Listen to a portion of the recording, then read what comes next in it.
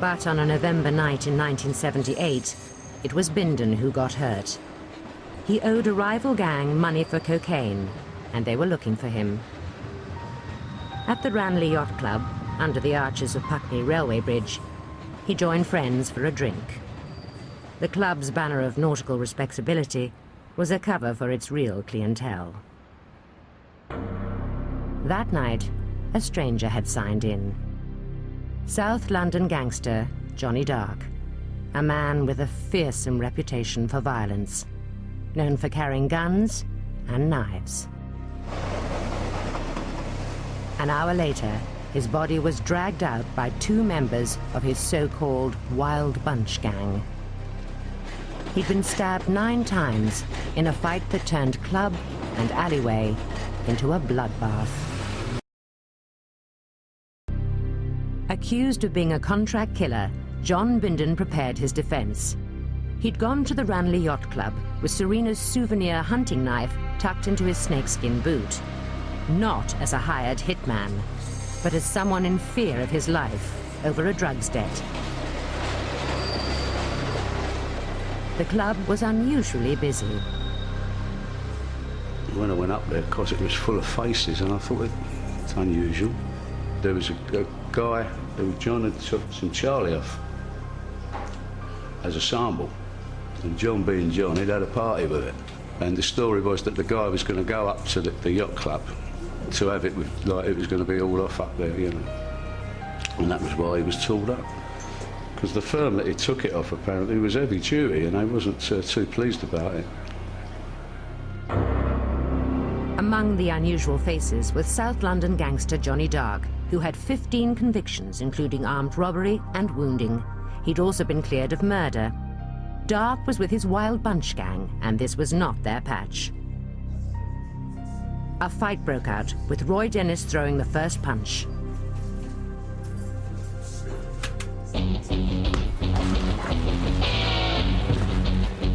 I put him on the floor. So he got up. But I didn't realise that he had a blade. Done me down there, cut me around there and stabbed me in the back twice.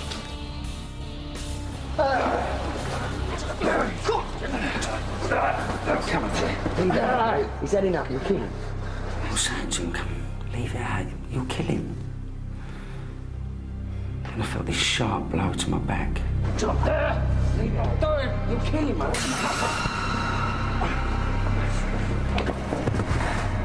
Darke just got on top of me, pinned my arms down by my side so I couldn't move. Then he stabbed me in the chest. I'm gonna go now, you fat bastard. There was a pain and a coldness. It was like there was an icicle stuck in there. I could see the handle of the knife sticking out of my chest. I really did think I was going to die. I started circling the knife around my face, as if he was deciding where to put it next. He jabbed the knife at my left eye. Don't! Someone help me! I jerked my head to the right. At first I thought it went into my eye, and I was literally screaming for help. And it made me realise that this man was completely mad. And he'd keep stabbing me until I was dead. I saw Lenny Osborne appear above Darke.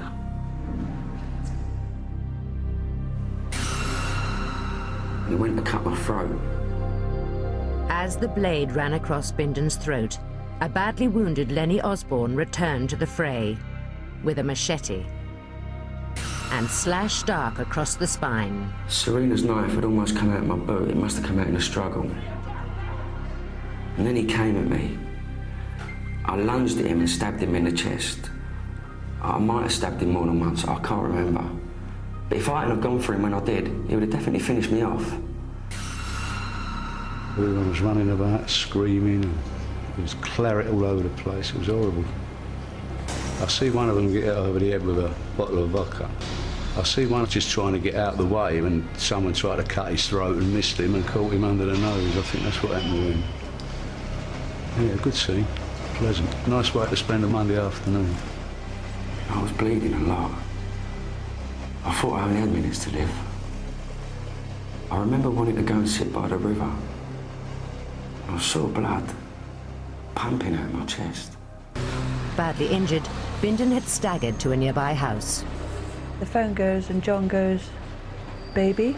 I go, "Yeah." I'm like, "What have you done?" He goes, "This is probably the last phone call I'll ever make to you because I'm dying."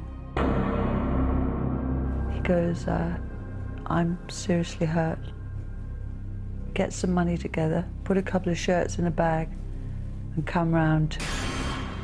There's blood coming out of him, his heart here, like this, boom, boom, boom. And he's pouring with blood from his neck.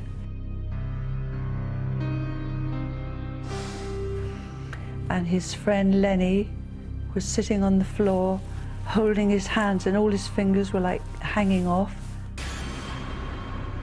And I went, you know, this is not real. I had like this long white Victorian skirt on, and I tore the bottom layer off, and I was making bandages out of it. There's all these kind of like heavyweight South London villains coming in going, "What's happening? You know, what can we do?" And they're going like, John's going, "It's over, this is it, it's over, I'm gonna die here." The doctor came, stitched this guy's fingers back on, tried to stitch John. He had a big cut here, he had his throat cut, he had a cut in, I mean, he had several bad cuts. And the police in the meantime were flying up and down the road, and they thought somebody had been hit by the train. There was so much claret, as they call it. John said, "My mother's Irish, let me get to Ireland or the police are going to nick me." We get into the car, everybody's bleeding, moaning, hurt, angry. And I just think, right, we've got to get to the airport. Calls were going out from London to Dublin. Underworld contacts in the IRA could arrange a hideout for Bindon. But first, he'd have to act his way past the police at Heathrow. Details of his escape and the disposal of crucial evidence had been guarded secrets, until now. On the way to the airport, they're breaking up what was obviously the weapons or what they used, and they were throwing weapons out. And it was like the panic of the moment. So we drove to London Airport, and we went up to the desk, and I said, "My boyfriend's just been in a really bad rugby fight, in a rugby match, but he's got to get back to Ireland for another match tomorrow. Can I buy 2 tickets to Ireland? One for Lenny, one for John." They were a little bit hesitant because John had put a big scarf around his neck, but the blood was coming through from his neck wound, and he had a big cut here into his eye. He said, "I won't make it." And he just sort of trundled through. I mean, big, awesome John was like a really seriously wounded animal.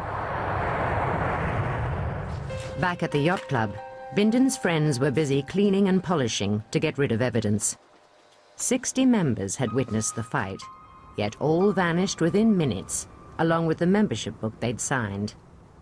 Detective Chief Superintendent George Mould found few signs the fight had even happened.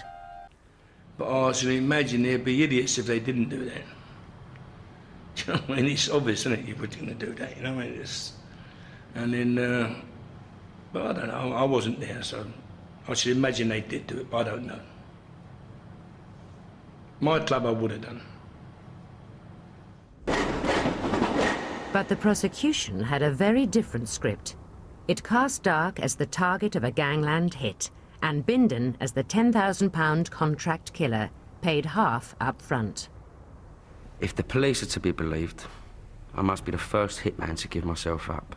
How they had the front to come up with that crap is beyond me. Roll on the trial. You're Biffo. The story of an actor whose murderous screen character came to life would unfold on the ultimate criminal stage. Number 1 Court of the Old Bailey.